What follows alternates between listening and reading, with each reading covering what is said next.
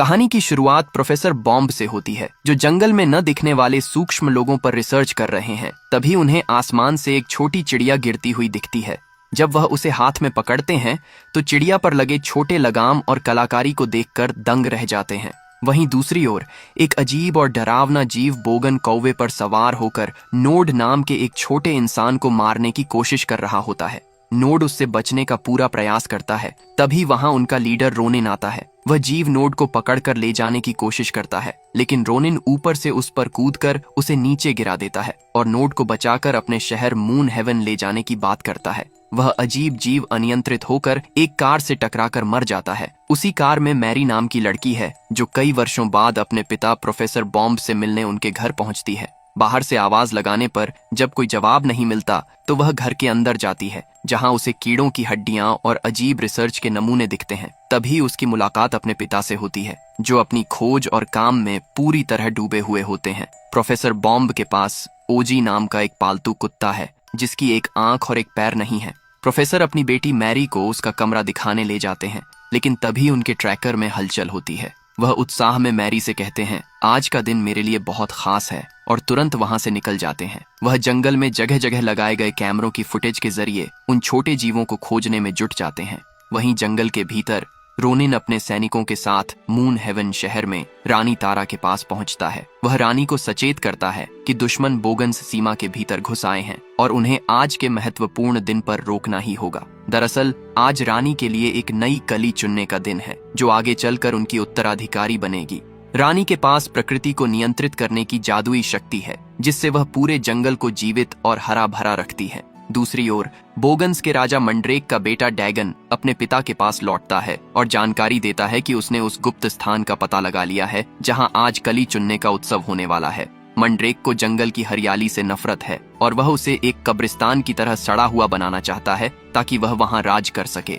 वह अपनी विनाशकारी शक्तियों से पेड़ों को सुखा देता है और अपनी योजना बताता है कि अगर रानी बिना वारिस कली चुने मर गई तो जंगल का संतुलन बिगड़ जाएगा और बोगन्स का अंधेरा पूरे साम्राज्य पर छा जाएगा। लीफमैन के ठिकाने पर नोड पहुंचता है, जहां रोनिन उसे वापस टीम में शामिल होने और अपनी जिम्मेदारी समझने को कहता है, लेकिन नोड विद्रोही स्वभाव दिखाते हुए कहता है कि वह अब बड़ा हो चुका है, उसे किसी की बंदिशों में नहीं रहना। यह कहकर वह वहां से चला जाता है। इसके बाद रोनिन अपनी सेना को पक्षियों पर सवार होकर उड़ान भरने का आदेश देता है, ताकि वे रानी की सुरक्षा कर सकें, जो अपने रथ में सवार होकर कली चुनने के उत्सव की ओर बढ़ रही है। दूसरी तरफ मैरी अपने पिता प्रोफेसर बॉम्ब को ढूंढते हुए घर से बाहर आती है और उन्हें एक पेड़ पर कैमरा लगाते हुए पाती है। प्रोफेसर उसे बताते हैं कि उन्होंने पूरे जंगल में कैमरों का जाल बिछा रखा है, जिस पर मैरी तंज कसते हुए कहती है कि वह अभी भी उसी गलतफहमी में जी रहे हैं कि जंगल में छोटे लोगों का कोई आधुनिक समाज रहता है। प्रोफेसर दृढ़ता से जवाब देते हैं कि वे लोग सच में मौजूद हैं और पर्यावरण की रक्षा करते हैं। वे मैरी को समझाते हैं कि कैसे पक्षी अपनी आवाजों से संवाद करते हैं और उसे अपना बनाया हुआ विशेष यंत्र दिखाते हैं। जब मैरी पूछती है कि वे लोग हमें दिखाई क्यों नहीं देते, तो प्रोफेसर समझाते हैं कि वे बहुत फुर्तीले होते हैं। प्रोफेसर मैरी को अपने साथ काम करने का प्रस्ताव देते हैं, लेकिन मैरी परेशान होकर उन्हें यह सब पागलपन बंद करने को कहती है। तभी प्रोफेसर का ट्रैकर फिर बजने लगता है और वह बस एक आखिरी सबूत चाहिए कहकर पागलों की तरह फिर से जंगल की ओर भाग जाते हैं। ये सब देखकर मैरी काफी निराश हो जाती है। उसे लगता है कि उसके पिता के पास उसके लिए समय नहीं है, इसलिए वह घर छोड़कर वापस जाने का फैसला करती है और उनके लिए एक विदाई पत्र छोड़ देती है। तभी उसका कुत्ता ओजी अचानक किसी चीज के पीछे जंगल की तरफ भागने लगता है और मैरी उसे वापस लाने के लिए उसके पीछे दौड़ती है। दूसरी तरफ रानी तारा नदी के किनारे पहुंचती है, जहां उनके स्वागत के लिए फूलों की कलियां बिछी हुई हैं। वहां एक नन्ही कली उन्हें देखकर कहती है, मैं बड़ी होकर आपके जैसी रानी बनूंगी। रानी अपनी उत्तराधिकारी चुनने के लिए सबसे योग्य कली की तलाश शुरू करती है। वहीं मब और ग्रब नाम के दो घोंघे रानी का इंतजार कर रहे होते हैं। जब रानी उनसे कली दिखाने को कहती हैं, तो वे अपनी पसंद की कलियां पेश करते हैं, लेकिन रानी को एक छोटी और चमकती हुई कली पसंद आती है और वह उसे अपनी शक्ति देने के लिए चुन लेती है। तभी सुरक्षा में तैनात रोनिन को एहसास होता है कि पेड़ों के पत्ते अचानक सड़ रहे हैं। वह तुरंत एक तीर चलाता है, जिससे पता चलता है कि बोगन्स सेना पेड़ों की छाल का भेष बदलकर छिपी हुई थी। देखते ही देखते बोगन्स की पूरी सेना हमला कर देती है। रोनिन और लीफमैन उनका मुकाबला करते हैं, लेकिन बोगन्स का असली निशाना रानी तारा होती है। रानी अपने रथ को तेजी से भगाती है, पर दुश्मन उन पर कूदने लगते हैं। इसी अफरा तफरी में एक बोगन योद्धा रोनिन पर हमला कर उसे उलझा देता है ताकि बाकी लोग रानी तक पहुंच सकें। बोगन्स रानी तारा को चारों ओर से घेर लेते हैं, लेकिन रानी अपनी प्राकृतिक शक्तियों का उपयोग कर रास्तों को झाड़ियों से बंद करते हुए बहादुरी से भागती हैं। लीफमैन सैनिक अपनी जान की बाजी लगाकर दुश्मनों को रोकते हैं। इसी दौरान मैरी अपने कुत्ते ओजी को ढूंढते हुए जंगल के उसी हिस्से में पहुंच जाती है। वहां बोगन्स का राजा मंड्रेक अपने बेटे डैगन के साथ हमला करता है। मंड्रेक डैगन को कली पर कब्जा करने का आदेश देता है। रानी अपनी शक्तियों से बोगन्स का मुकाबला करती हैं। तभी रोनिन वहां पहुंचकर रानी को सुरक्षित निकालने की कोशिश करता है, लेकिन मंड्रेक और डैगन उन पर टूट पड़ते हैं। भीषण लड़ाई में रोनिन डैगन को मार गिराता है, पर इसी अफरा तफरी में मंड्रेक का एक घातक तीर रानी को लग जाता है। घायल रानी ऊंचाई से नीचे गिरने लगती है, जिसे देख पास ही खड़ी मैरी दंग रह जाती है। मरते समय रानी अपनी जादुई शक्ति उस कली में समाहित कर उसे मैरी को सौंप देती है। जैसे ही मैरी उस कली को छूती है, जादू के प्रभाव से वह खुद छोटी होकर उनकी दुनिया का हिस्सा बन जाती है। मैरी घबराकर रानी के पास जाती है और कहती है कि उन्हें डॉक्टर की जरूरत है, लेकिन रानी अंतिम सांस लेते हुए उसे निर्देश देती है कि इस कली को निमगालू तक पहुंचाओ। तभी रोनिन और अन्य सिपाही वहां पहुंचते हैं और रानी रोनिन की बाहों में दम तोड़ देती है। उनके प्राण निकलते ही आसपास की हरियाली काली पड़ने लगती है, जो पूरे जंगल पर आने वाले संकट का संकेत है। रानी तारा के निधन के बाद रोनिन सदमे में है। वह मैरी से पूछता है, क्या रानी ने तुमसे कुछ कहा?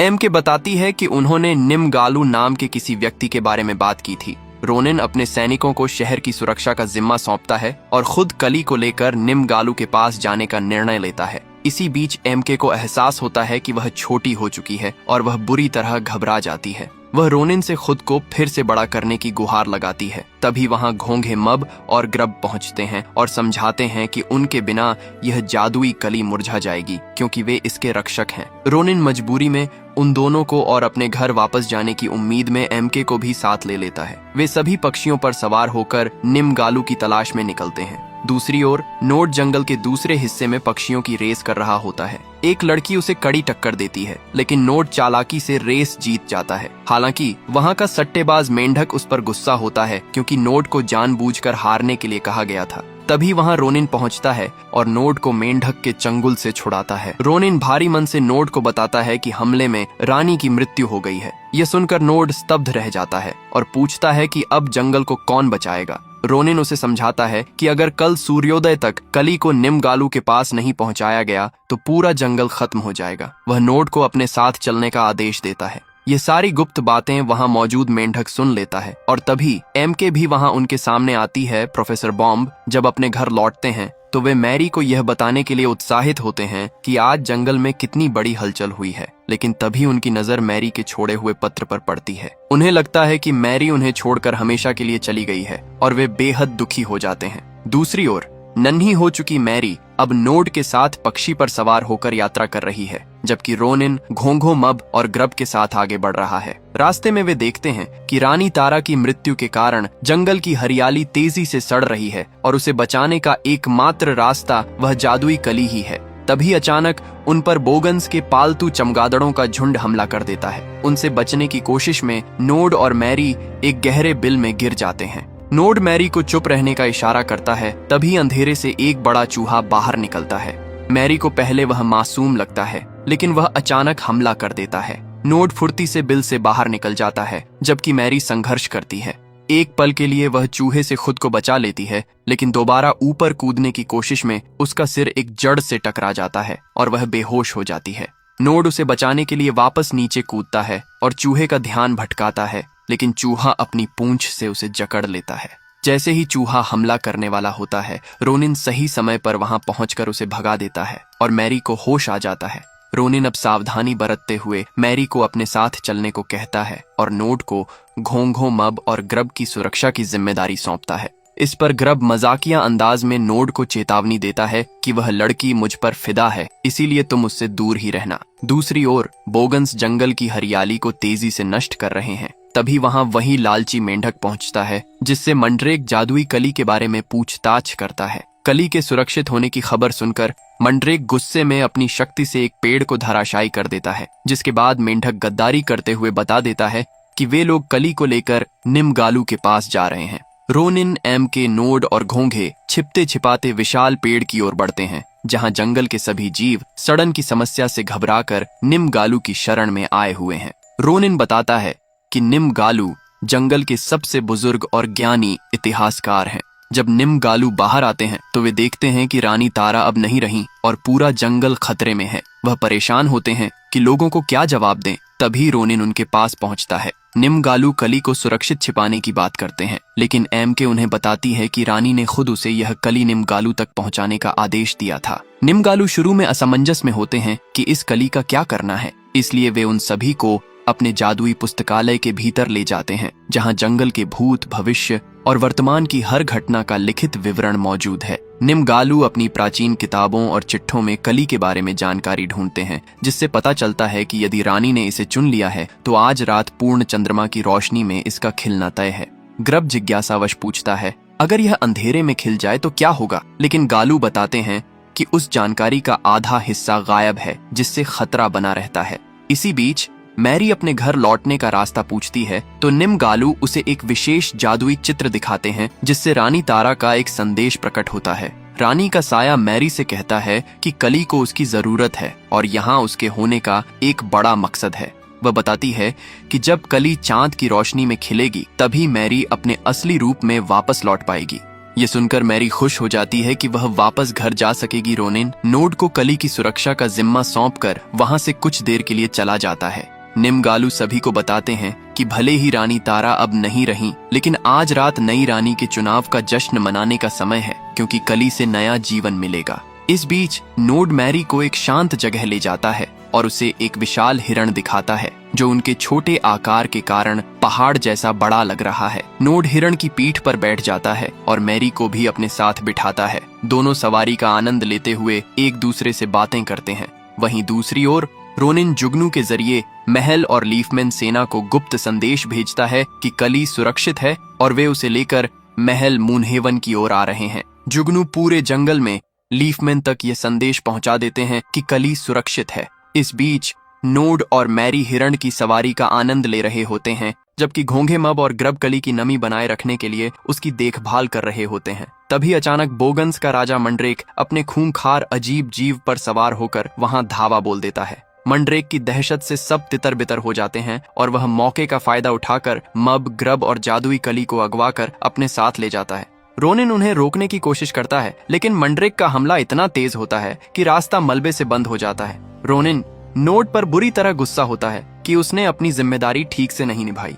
कली को छुड़ाने के लिए वे बोगन्स के अंधेरे इलाके रॉटनवुड जाने का फैसला करते हैं, लेकिन वहां बिना पकड़े जाने के लिए उन्हें बोगन्स जैसा भेष चाहिए होता है। मैरी को याद आता है कि उसके पिता ने रिसर्च के लिए एक बोगन का कवच रखा है और वह उन्हें अपने घर ले जाती है। प्रोफेसर बॉम्ब के घर पहुंचकर वे उनके डेस्क पर पहुंचते हैं। जब मैरी नीचे कूदती है तो वह सीधे अपने पिता के पास पहुंच जाती है। वहां नोड प्रोफेसर को देखकर टिप्पणी करता है कि यह इंसान अब भी यहाँ है। हमने इसके लगाए कैमरों को हमेशा जाम किया और इसे अपने शहर से दूर रखा ताकि यह हमें कभी ढूंढ न पाए।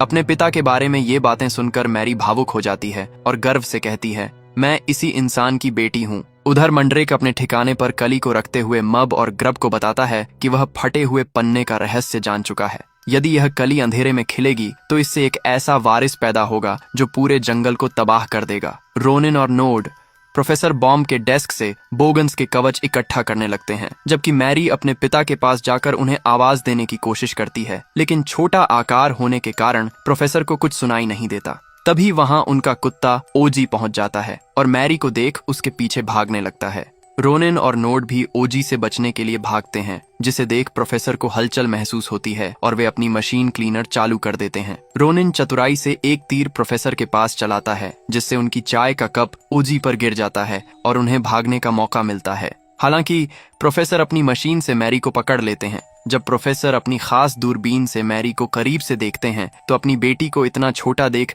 सदमे में आकर बेहोश हो जाते हैं। मैरी आजाद हो जाती है और अपने पिता को आई एम सॉरी कहते हुए उनके मैप पर अपनी लोकेशन का निशान छोड़कर वहां से निकल जाती है। इसके बाद रोनिन, नोड और मैरी बोगन्स का भेष धारण कर उनके अंधेरे इलाके रॉटनवुड में घुस जाते हैं। वहां मंड्रेक ने मब और ग्रब को एक पिंजरे नुमा बिल में कैद कर रखा होता है। चारों तरफ चमगादड़ों को देख मैरी घबरा जाती है। रोनिन योजना बनाता है कि वह बोगन्स का ध्यान भटकाएगा, जबकि नोड और मैरी चुपके से कली को छुड़ाएंगे। नोड और मैरी घोंघों के छोड़े हुए चिपचिपे निशान का पीछा करते हुए मब और ग्रब के पास पहुंचते हैं और उन्हें आजाद कराते हैं। लेकिन तभी एक बोगन सैनिक और उसके साथी उन्हें कली ले जाते हुए देख लेते हैं और उनका पीछा करना शुरू कर देते हैं। बोगन्स के इलाके में रोनिन का सामना सीधे मंड्रेक से होता है, जहां मंड्रेक गर्व से कहता है कि इनसे मैं अकेला निपटूंगा, और दोनों के बीच भीषण युद्ध छिड़ जाता है। दूसरी ओर नोड और मैरी कली को लेकर भागने की कोशिश करते हैं, लेकिन बोगन सैनिक उन्हें घेर लेते हैं। नोड बहादुरी से लड़ते हुए बोगन्स को नीचे गिरा देता है, जिसे देख मंड्रेक क्रोधित होकर अपने सभी सैनिकों को एक साथ हमला करने का आदेश देता है। रोनिन अकेले ही बोगन्स की सेना को रोक लेता है और नोड मैरी को कली लेकर तुरंत वहां से निकलने को कहता है। नोड मैरी और घोंघे पक्षियों पर सवार होकर सुरक्षित मून हेवन पहुंच जाते हैं, जहां लीफमैन की पूरी सेना तैयार खड़ी है। नोड उन्हें चेतावनी देता है कि बोगन्स किसी भी पल यहाँ पहुंचने वाले हैं। निमगालू कली को महल के शिखर पर रखते हैं और चांद की रोशनी के आने का इंतजार करते हैं। कली के खिलने का समय करीब देख नोड भावुक होकर मैरी को अलविदा कहता है, क्योंकि उसे पता है कि कली के खिलते ही मैरी वापस अपने असली रूप में लौट जाएगी। तभी अचानक हजारों चमगादड़ों का झुंड आसमान में छा जाता है और चांद की रोशनी को पूरी तरह ढक लेता है, जिससे रोशनी के अभाव में कली मुरझाने लगती है। यह देख नोड और सभी लीफमैन सैनिक अपनी जान की बाजी लगाकर चमगादड़ों के घेरे को तोड़ने और बोगन्स को रोकने के लिए हवा में भीषण युद्ध शुरू कर देते हैं। मैरी भी युद्ध में शामिल होने की सोचती है, लेकिन निमगालू उसे चेतावनी देते हैं कि अगर तुम्हें घर लौटना है तो कली के खिलते समय तुम्हें उसके पास रहना होगा। तभी मैरी को एहसास होता है कि इस संकट में उसे अपने पिता प्रोफेसर बॉम्ब की मदद चाहिए। वह पक्षी पर सवार होकर अपने पिता के घर की ओर उड़ती है। दूसरी तरफ चांद की रोशनी रुकने के कारण कली अंधेरे में खिलने लगती है, जो विनाश का संकेत है। मैरी अपने पिता के कैमरों के सामने जाकर चिल्लाती है, लेकिन प्रोफेसर सदमे में होने के कारण इसे अपना भ्रम समझकर कैमरे बंद करने लगते हैं। मैरी हार नहीं मानती और अलग अलग कैमरों के सामने जाकर उन्हें संकेत देती है। तभी एक बोगन सैनिक मैरी पर हमला करता है। इसी बीच प्रोफेसर की नजर उस मैप पर पड़ती है जहां मैरी ने निशान छोड़ा था और उन्हें सब समझ आ जाता है। वह सीधे उस लोकेशन की ओर आते हैं और ओजी मैरी पर हमला कर रहे बोगन्स को खा जाता है। प्रोफेसर मैरी को अपने हाथ में उठाते हैं और अपने विशेष यंत्र की मदद से उसकी आवाज सुनते हैं। मैरी अपने व्यवहार के लिए उनसे माफी मांगती है और प्रोफेसर कहते हैं, मुझे तुम्हारा मैसेज मिल गया था। मैरी उन्हें अपने पीछे आने को कहती है ताकि वे चांद की रोशनी का रास्ता साफ कर सकें। मंड्रेक महल के भीतर कली के पास पहुंच जाता है, जहां निमगालू और मब उसे रोकने का असफल प्रयास करते हैं। महल के भीतर रोनिन पहुंचकर मंड्रेक से मुकाबला करता है, जबकि बाहर मैरी अपने पिता प्रोफेसर बॉम्ब की मदद से एक विशेष ध्वनि यंत्र का उपयोग करती है। वह चमगादड़ों की आवाज को रिकॉर्ड कर उसे विपरीत दिशा में बजाती है, जिससे भ्रमित होकर चमगादड़ चांद के सामने से हटने लगते हैं और प्रोफेसर के पीछे जाने लगते हैं। महल में जब मंड्रेक रोनिन पर भारी पड़ने लगता है, तभी नोड वहां पहुंचकर उसकी मदद करता है। जैसे ही आसमान साफ होता है, चांद की पूरी रोशनी जादुई कली पर पड़ती है। रोनिन और नोड मिलकर पूरी ताकत से मंड्रेक को पीछे धकेल देते हैं, जिससे वह एक पेड़ की खोह के भीतर अपने ही मलबे में दब जाता है और बोगन्स का विनाश होता है। कली के खिलते ही पूरे जंगल में फिर से हरियाली छा जाती है और कली से निकली जादुई शक्ति उस छोटी बच्ची फूल की कली में समाहित हो जाती है, जिससे वह नई रानी बन जाती है। सभी लीफमैन नई रानी के सम्मान में झुकते हैं। नोड को लगता है कि मैरी वापस अपनी दुनिया में चली गई है, तभी मैरी वहां पहुंचती है। हालांकि कली के खिलने का समय समाप्त होने वाला होता है, लेकिन नई रानी अपनी विशेष शक्तियों का उपयोग कर मैरी को उसके असली मानवीय रूप में वापस भेज देती है। प्रोफेसर बॉम्ब अपनी बेटी को सही सलामत पाकर और यह जानकर बेहद खुश होते हैं कि उनका शोध पूरी तरह सच था। अंत में मैरी अपने पिता के साथ ही जंगल में रहने लगती है और उनके शोध में हाथ बंटाती है। वह प्रोफेसर के खास कैमरों और यंत्रों के जरिए नोड और मब से बात करती है, जिससे साफ होता है कि दोनों दुनिया के बीच अब एक गहरा और प्यारा रिश्ता बन चुका है।